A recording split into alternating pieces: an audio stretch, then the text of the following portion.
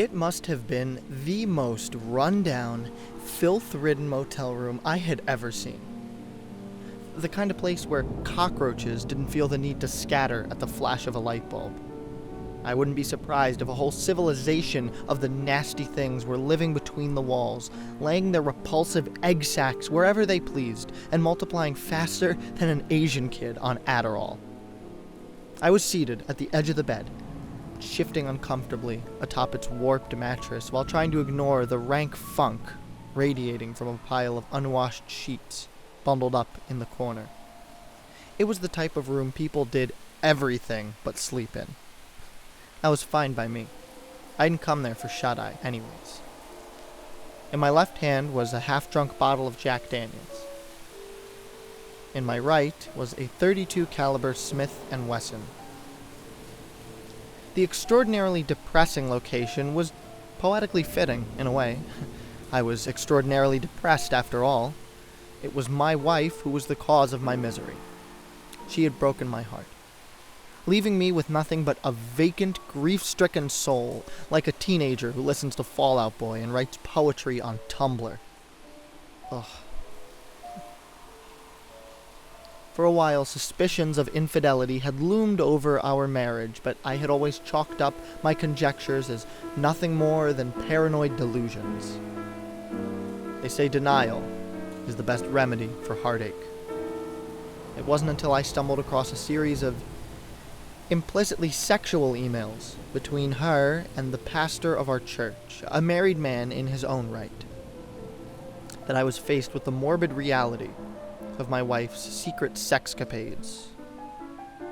Pastor Alonso was a slick, fast-talking, cutthroat shark who dressed more like a U.S. senator than a man of the cloth. He pulled in a far bigger salary than one might expect a holy man to earn. A lot of people would be surprised to find out just how profitable the preaching business can be, especially when you head up the second biggest megachurch in California. Alonso had a taste for life's opulent luxuries and wasn't afraid to flaunt it. It wasn't uncommon for him to drive a Mercedes-Benz to church or show off his collection of Rolex watches during Sunday services. I guess that's why my wife gravitated towards him. She did always have a weak spot for material things. There was one thing that all the pastor's money couldn't buy him, though. Kids of his own. His wife, Darcy's on-again, off-again battle with the big C had thrown a monkey wrench into his plans to start a family. Recently, her cancer had taken a turn for the worse, and while she lied up in the hospital on her deathbed, the pastor and my wife were getting together for some extra Bible study sessions. When I confronted my wife about the emails, things got ugly. Names were called, expletives were hurled, and threats were thrown out. By her, mostly. She explained to me that the pastor invited her and the kids to move in with him once Darcy passed, an offer my better half had accepted. She was going to give him the family he always wanted, my family. I didn't have the money to fight a long, drawn-out custody battle or hire big-time lawyers, but Pastor Alonso did. Couple that with the fact that women usually win these kinds of disputes, even if they don't always deserve it. And you can see why things were looking so bleak for me. Another man had stolen my wife, my children, my life, and there was nothing I could do about it. The room slowly started spinning, and I realized my good friend Jack was up to his old tricks again. Nausea was beginning to settle in, and I didn't want to spend my last moments alive vomiting the Carl's Jr. hamburger I had wolfed down an hour earlier. So I decided to stop stalling and finish what I came here for. I placed the revolver's barrel in my mouth and rested my finger on the trigger. In case you were wondering if my life flashed before my eyes, allow me to be perfectly blunt. It didn't. I was thankful for it, too.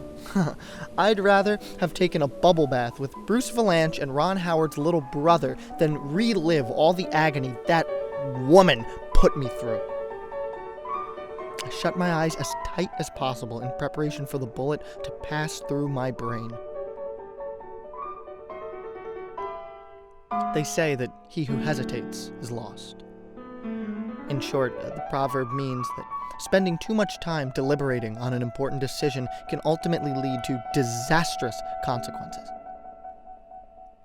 Although, in my case, one tiny, minute moment of pause may have actually prevented said consequences and saved my life. The cold, metallic taste of the revolver's barrel on my tongue caused me to question my actions for only the briefest of seconds. But sometimes, even that can be more than enough time to change a man's fortunes. As I sat there, trying to talk myself into pulling the trigger, the telephone in my motel room began to ring. I slid the gun out of my mouth, sat good old Jack, the only friend I had left, down on the nightstand and answered the phone. "Hello?" I said in my best possible, not about to kill myself voice. "Jacob, I'm so glad you picked up." I had no idea who the voice on the other line belonged to. I never heard it before, but whoever it was, they seemed to know me. "Listen, Jake," she continued. "before you go and redecorate the walls with the inside of your skull, we need to have a talk first." I hadn't told anyone where I planned on being that evening, but this lady not only knew my name and location, but even the fact that I was contemplating punching my ticket to that big toga party in the sky. Had she been watching me? I needed some answers. So using every working brain cell in my head, I came up with the most rational, thought-out, and intelligent question I could construct.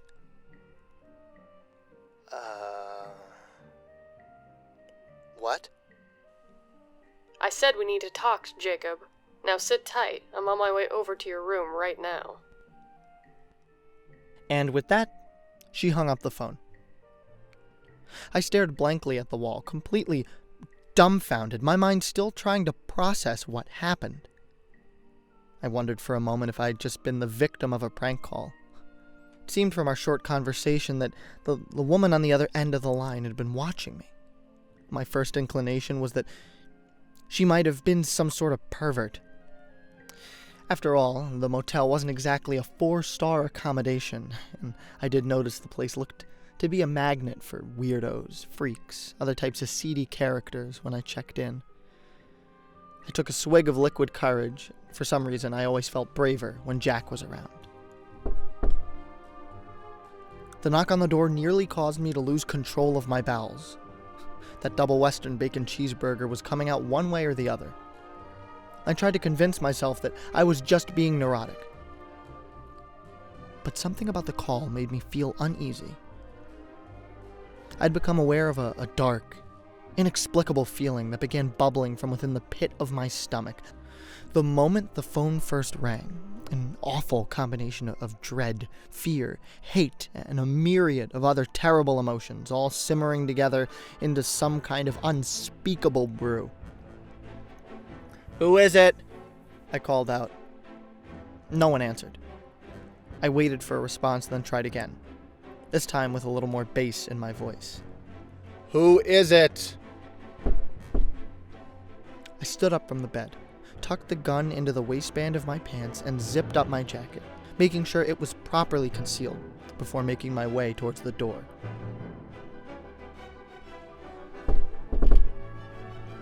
I said, "Who is it?"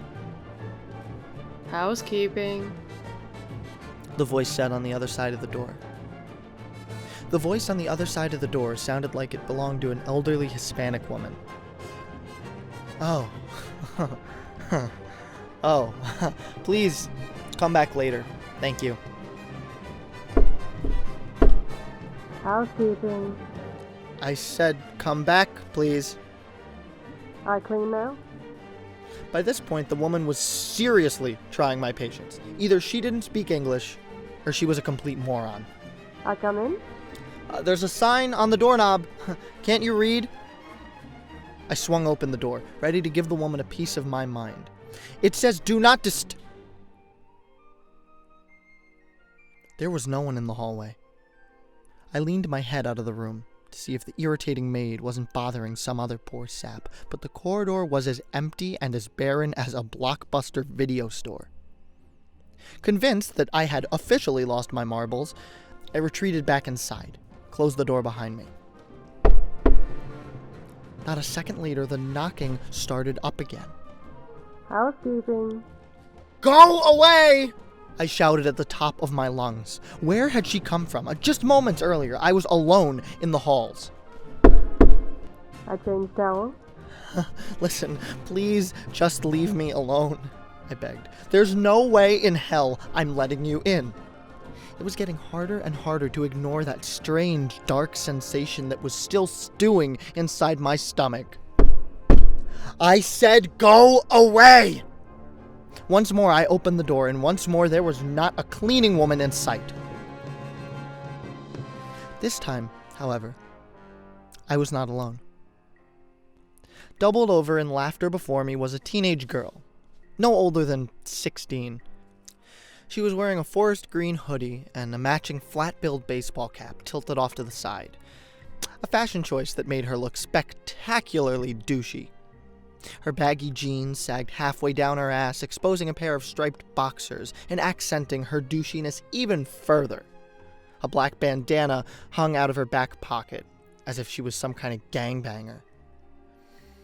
I found this to be particularly stupid, since she appeared to be the type of a suburban white kid whose mom drove her to soccer practice in a minivan. "Can I help you?" I said. I was about 10 seconds away from wringing the little twerp's neck. By the way she was convulsing in laughter, it was clear. She was the mastermind behind my harassment. Man, She managed to squeeze out between breaths. you should have seen yourself. You look like you got caught with your dick in the family goat. What? The girl wiped a tear from her eye and took a deep exhale in an attempt to rein her laughter. Damn, did that go over your head? Sorry. Now that I think about it, the expression is a little before your time.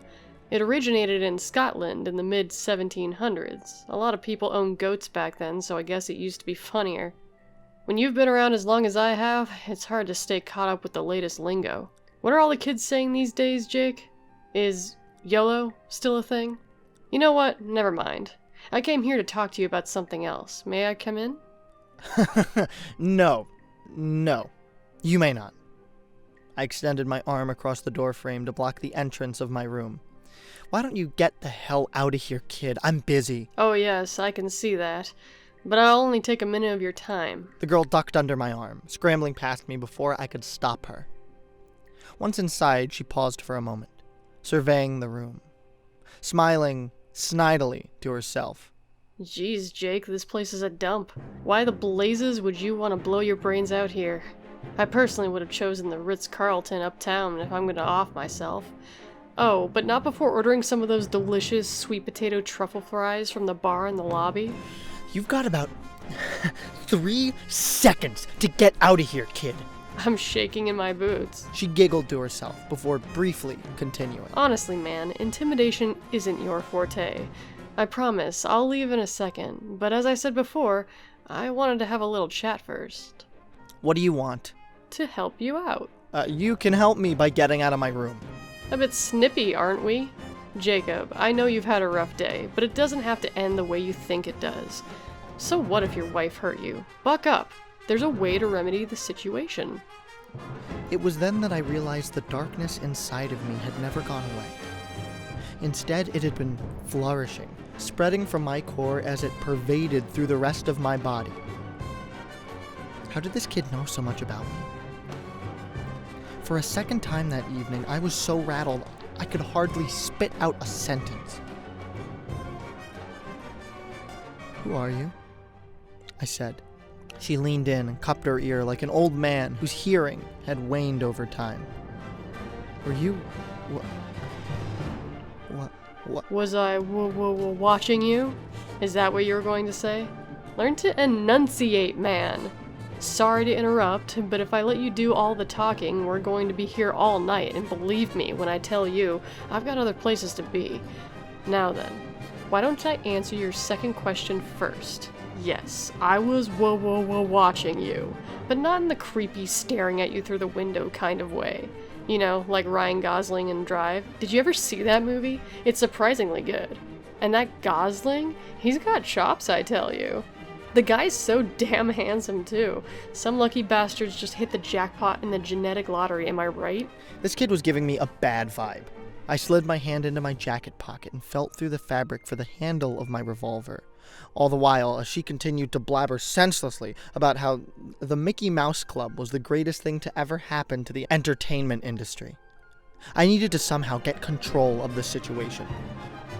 Oh, shut the hell up, kid. You better give me some straight answers right now. Why were you watching me?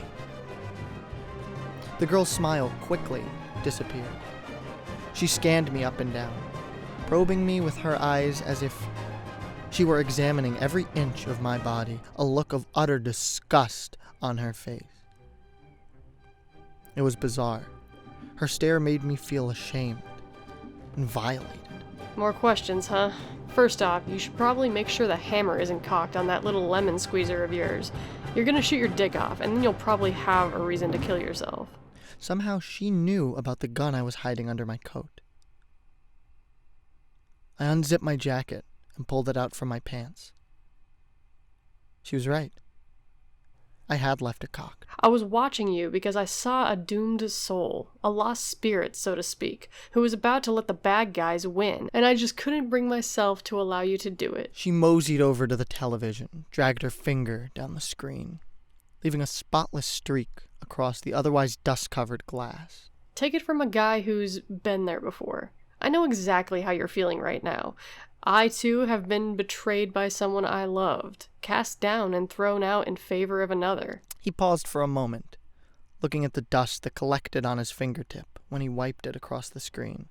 But I haven't answered your first inquiry yet, have I? Who am I? Well, that's a loaded question. I'm a man of many epithets. Over the years, I've been known as the bearer of light, the son of perdition, even the proud one.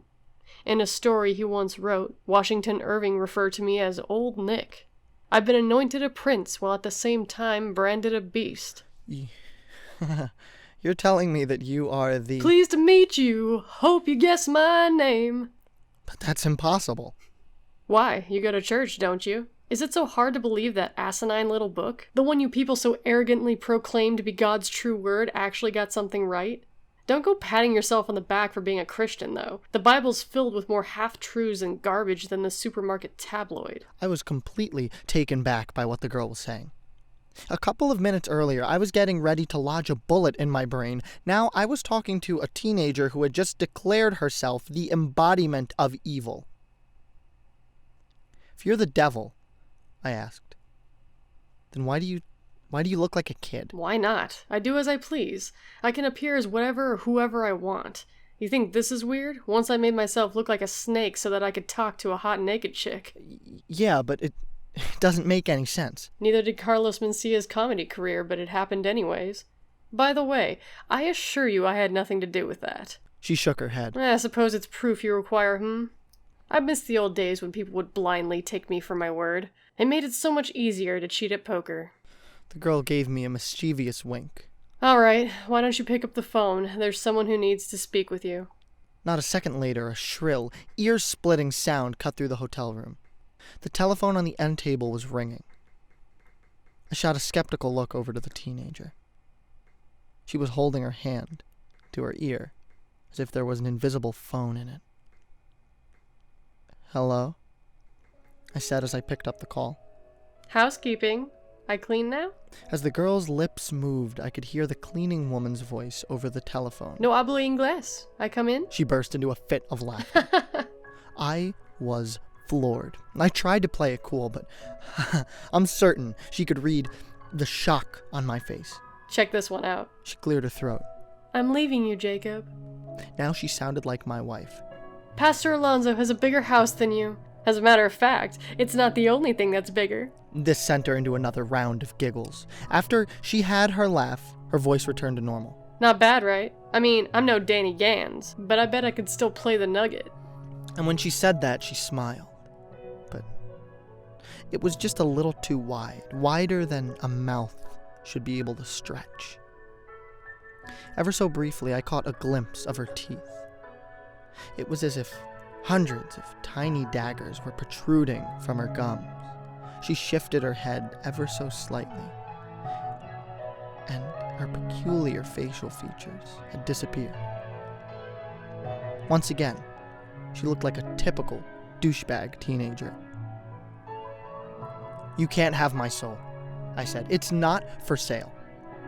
The girl scoffed. Come now, do you really think I just go around buying people's souls from them? Ye have little faith in humanity, Jacob. Most people are too smart to fall for that kind of thing. What's a lifetime of happiness compared to an eternity in hell? "And why are you here?" Like I said before, I do as I please. And it would please me very much to do a favor for you. No contracts or souls involved. Honest Injun.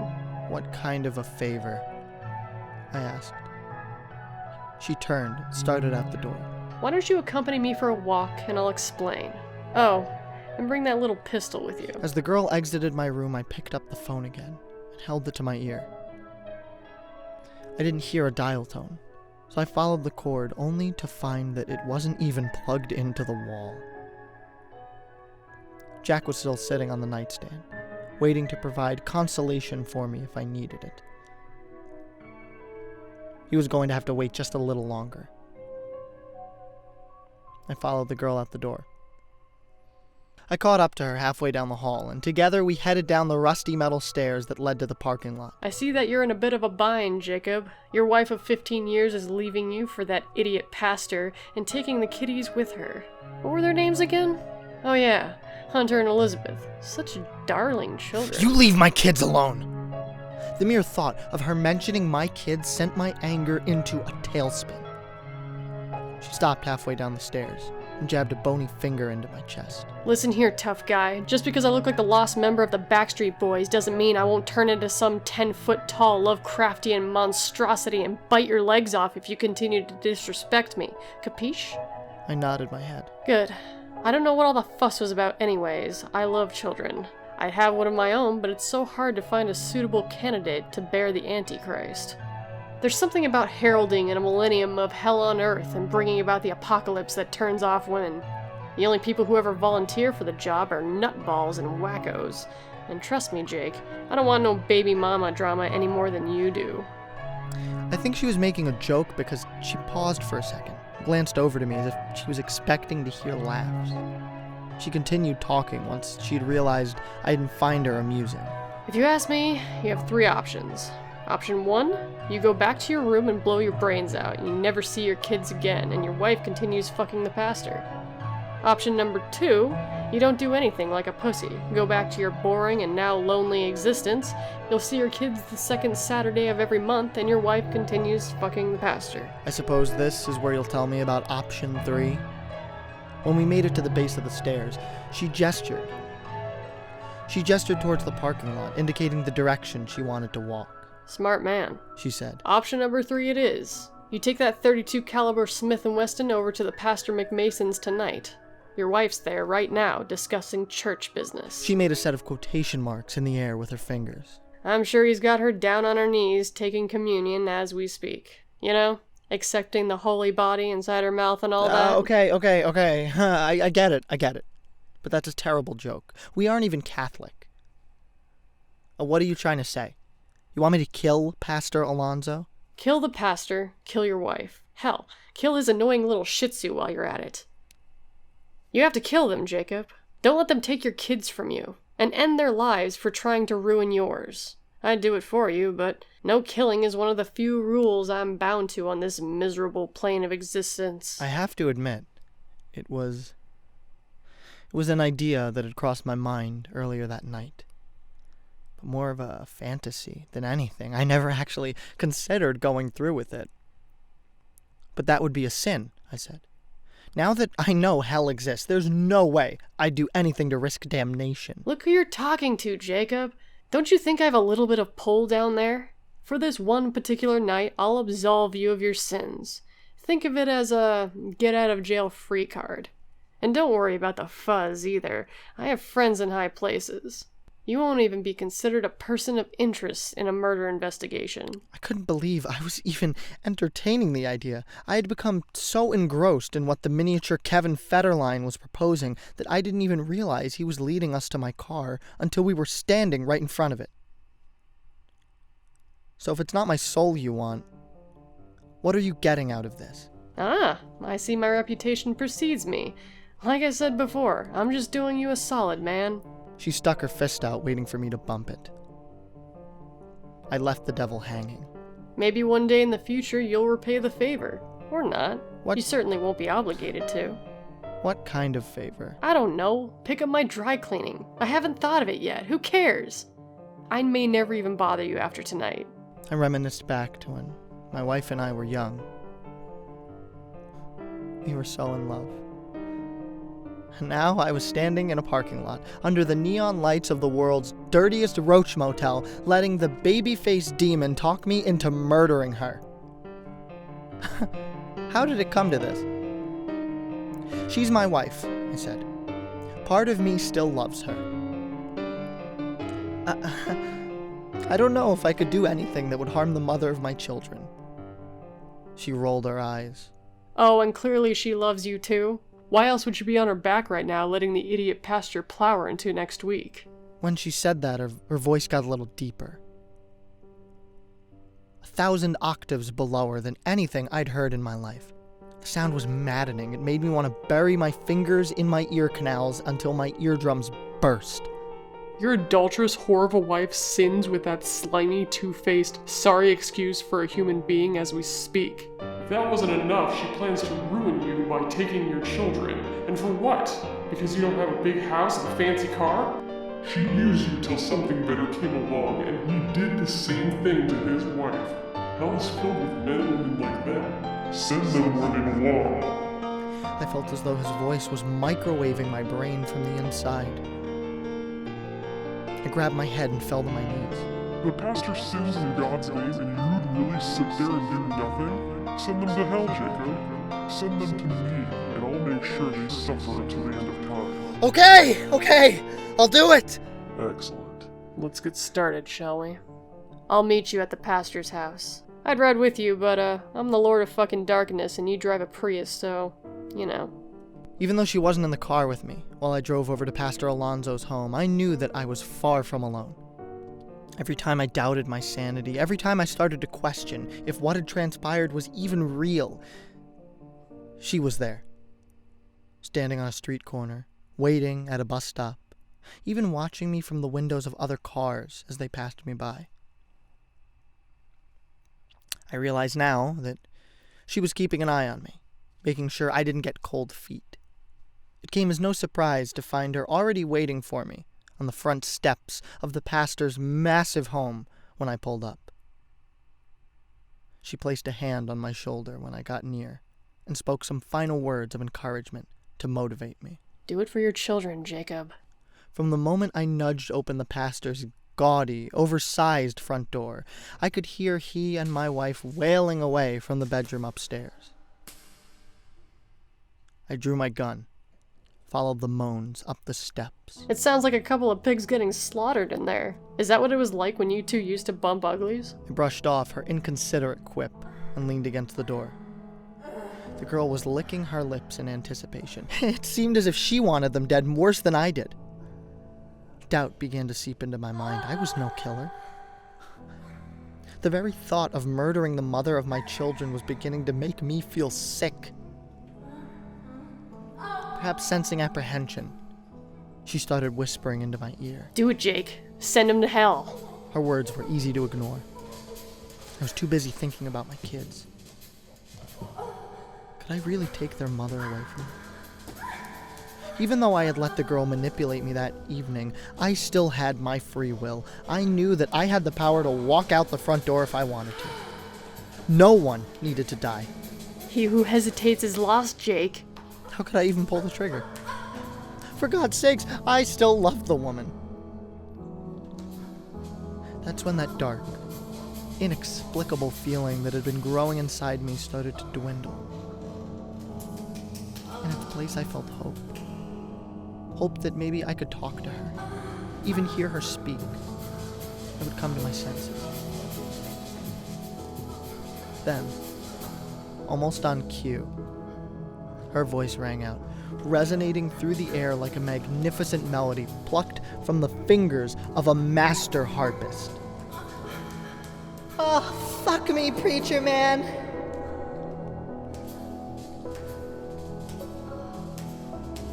I kicked in the door. My gun had 6 bullets, but it only took me 3. It would have been 2, but I couldn't resist the opportunity to relieve the pastor of his holy scepter.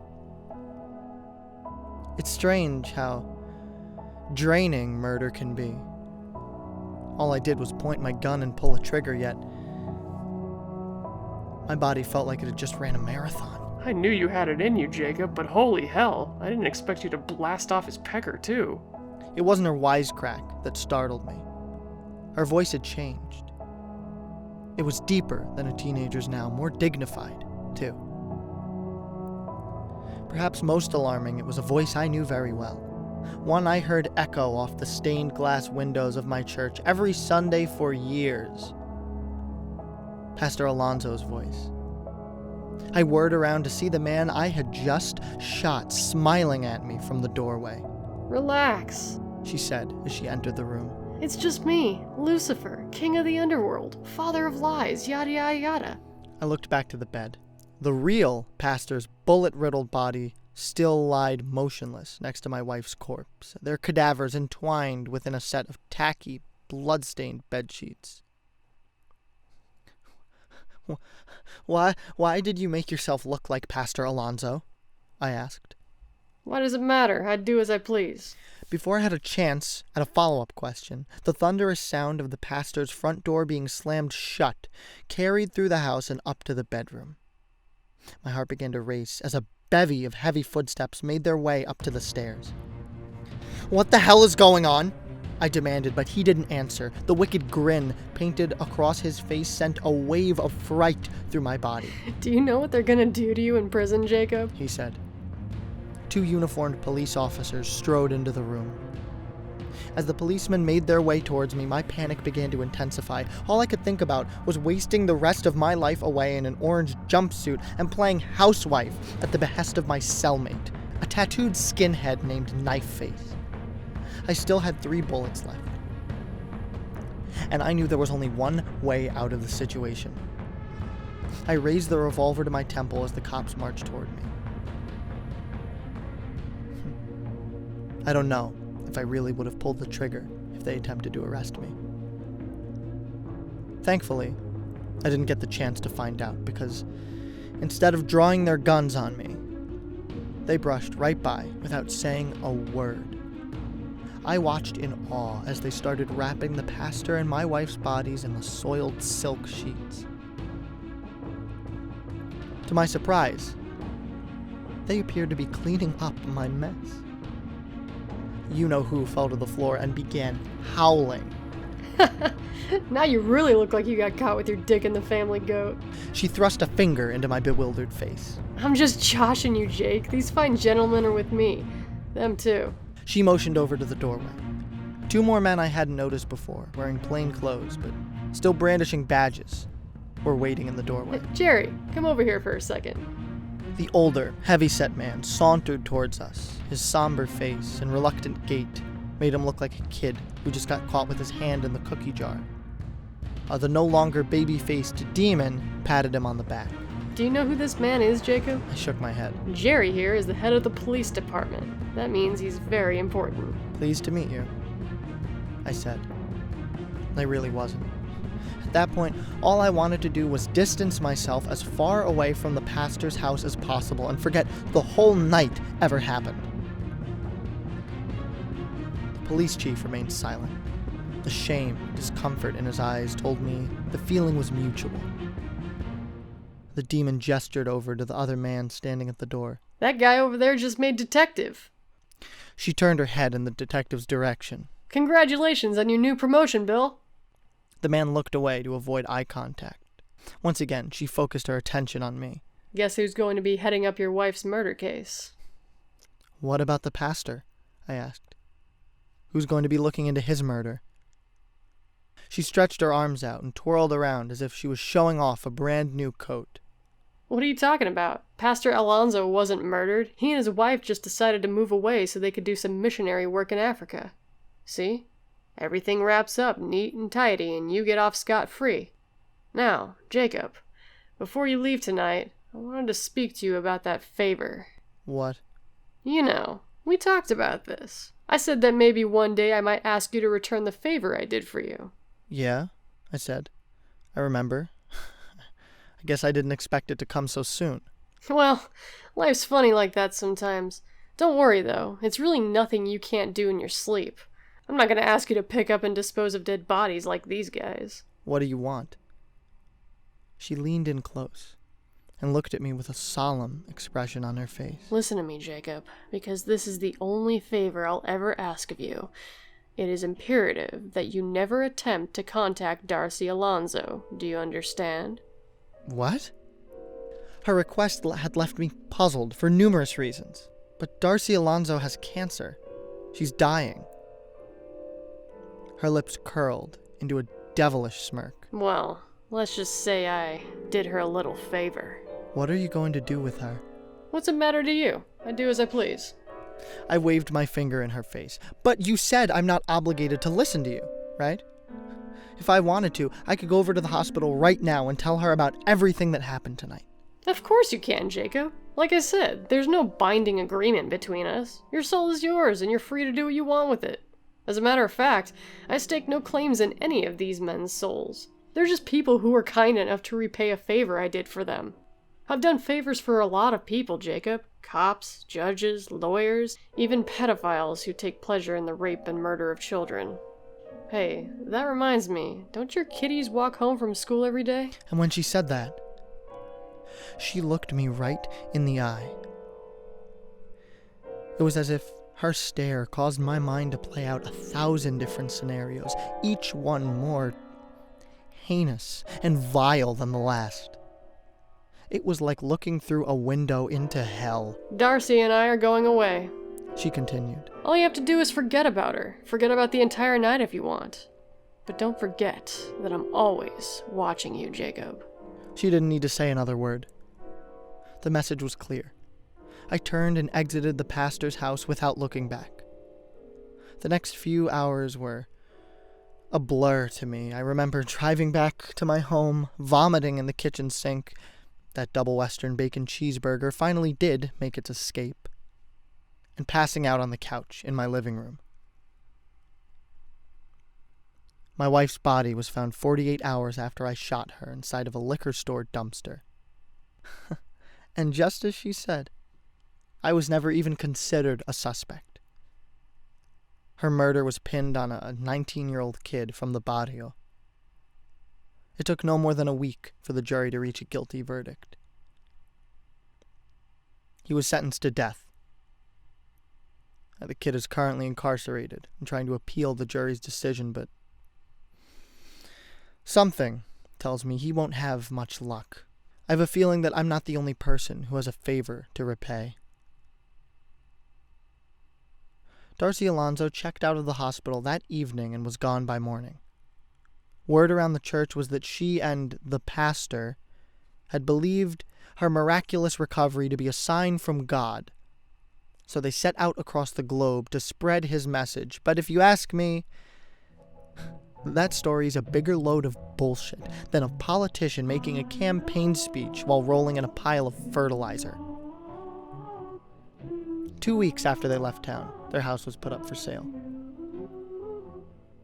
It was hard for my children to lose their mother at such a young age, but they'll learn to get along without her.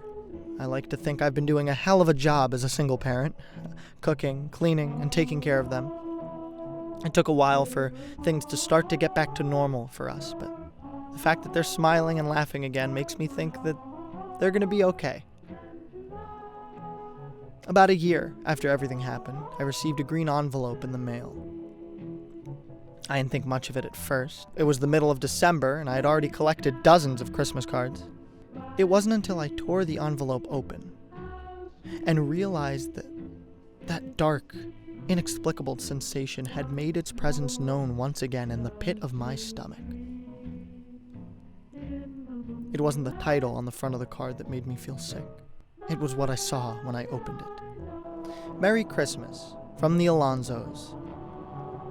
The message was just one sentence long, but it hit me in the gut like a body blow from Mike Tyson. The doctor says we're due to have the best Christmas ever. Attached to the card was a picture of Darcy and the pastor, wearing ugly Christmas sweaters and grinning from ear to ear. Darcy's sweater, however, was pulled up past her midsection, exposing her belly. She looked to be about 9 months pregnant.